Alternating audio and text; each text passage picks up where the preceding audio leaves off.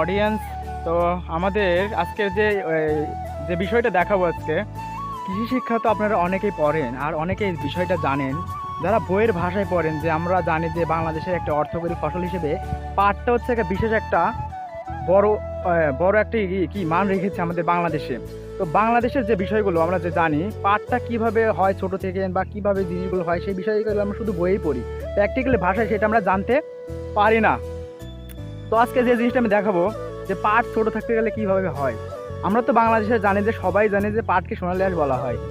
আর এই বিষয়টা শুধুমাত্র আমরা এই বিষয়টা শুধু জানলেই হবে না, আমাদের প্র্যাকটিক্যালি দেখতে হবে।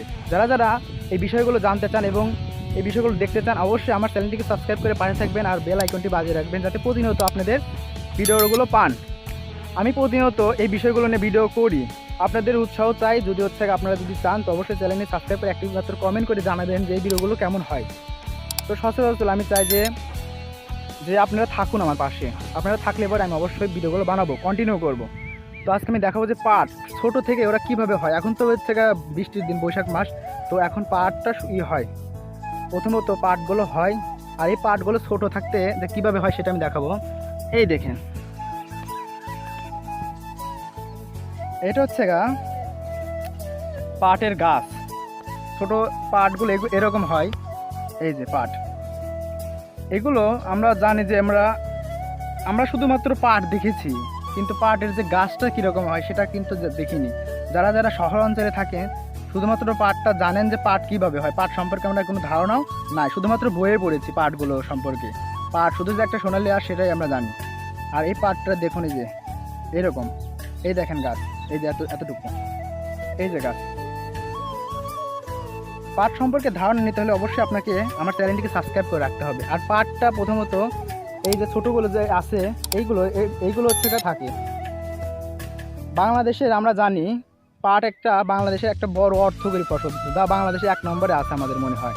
আর দ্বিতীয়ত অনেকেই আছে, দেখা যাচ্ছে চা আছে, আখ আছে, অনেক বিষয়গুলো আছে, সেগুলো দেখাবো। তবে অবশ্যই আমার চ্যানেলটিকে সাবস্ক্রাইব করে রাখতে হবে আমার চ্যানেলে। আর এই যে এদিকেও দেখেন, এই যে আমার ক্যামেরায় দেখেন ছোট ছোট গাছগুলো, এগুলো সবই হচ্ছে পাট। এই যে পাট। আর এই পাটগুলো দেখতে পাচ্ছেন যে একদম সোনালী আঁশ, যত সুন্দরভাবে দেখতে পাচ্ছেন। এগুলো এক পর্যায়ে বড় হবে। এখন যে পাটের এই গাছগুলো আছে, এই গাছগুলো না আমরা শাক হিসেবেও খেতে পারি, এগুলো না আমরা তেলে ভাজি করেও খেতে পারি, এগুলো খাওয়া যায়। আর এগুলো অনেক খেতে, আপনি যদি খেয়ে থাকেন অবশ্যই জানেন এগুলো খেতে অনেক টেস্টি। আর অনেকটাই হচ্ছে আপনি যদি যদি খান, অবশ্যই দেখবেন যে 1 থালা ভাত খেয়ে ফেলবেন নিমেষেই। আর অবশ্যই আমি মনে করি যে আমার চ্যানেলে থাকলে পরে আপনারা শিক্ষণীয় কিছু পাবেন। পাট হচ্ছে এই বৃষ্টি বৈশাখে এই পাটটা চাষ করা হয়। সচরাচর দেখা যাচ্ছে বর্তমানে তো এখন মানুষ সবসময় চাষ করে থাকে, কিন্তু পাটের একটা চাষ করার সিজন আছে। আর এই পাটটা আমরা সিজন বুঝেই চাষ করি। তো আজকে আর বেশি কথা বাড়াবো না, এখানে শেষ করছি। ধন্যবাদ সবাইকে। আমার চ্যানেলটা সাবস্ক্রাইব করে পাশে থাকবেন। তো জয় হিন্দ।